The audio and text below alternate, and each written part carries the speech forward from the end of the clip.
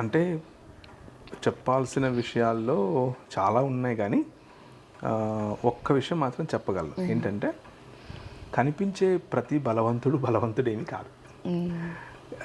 ఎంత చెట్టుకు అంత గాలి అంటారు కదా, అలా లైఫ్లో ప్రతి ఒక్కరిలోనూ స్ట్రగుల్స్ ఉంటాయి, బలహీనతలు ఉంటాయి, బలాలు ఉంటాయి. అలాగే ప్రతి ఒక్కరికి ఒక విజన్, ఒక దర్శనం ఉండాలి, ఉండేలా చూసుకోవాలి. మనల్ని మనం ఆ దర్శనానికి ఎప్పుడైతే అలైన్ చేసుకుని ముందుకెళ్తామో అప్పుడు మెల్లిమెల్లిగా మనం బలవంతులం అవుతూ వెళ్తాం. మన బలహీనతలో కూడా 10 మందికి ఉపయోగపడతాం. సో 10 మందికి ఉపయోగపడే పరిచర్యనే దేవుని రాజ్యానికి సంబంధించిన పరిచర్య. కేవలము మతంలో ఉండిపోతాను అని అంటే అది కూడా ఒక విగ్రహారాధన అవుతుంది. అలా కాకుండా మనం మానవాళికి, దేవుని తరఫున మానవాళికి ఉపయోగపడే జీవన విధానం మనం కలిగి ఉండాలి. ముఖ్యంగా మీరు అడిగిన ప్రశ్నలో ఆంతర్యం ఇది కూడా,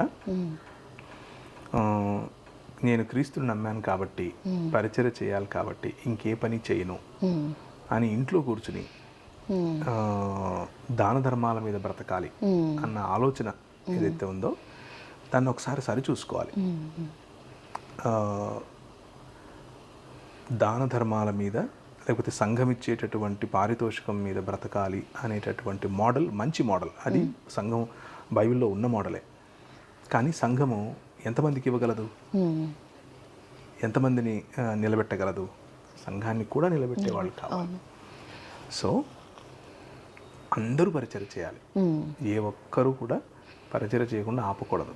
కానీ అందరూ సంఘము చేత పోషింపబడకూడదు. దాన్ని దృష్టిలో పెట్టుకుని వీలైనంత వరకు మన పనులను, మన వ్యాపారాలను, మన బాధ్యతలను సంఘం కోసం, సమాజం కోసం, దేవుని రాజ్య నిర్మాణం కోసం ఉపయోగించగలిగితే అది శ్రేష్టమైనటువంటి జీవన విధానంగా ఉంటుంది. దానికోసం మనం ఆలోచించాలి. అలా అందరూ ఆలోచించాలని చిన్న ప్రార్థన చేస్తారని. ష్యూర్.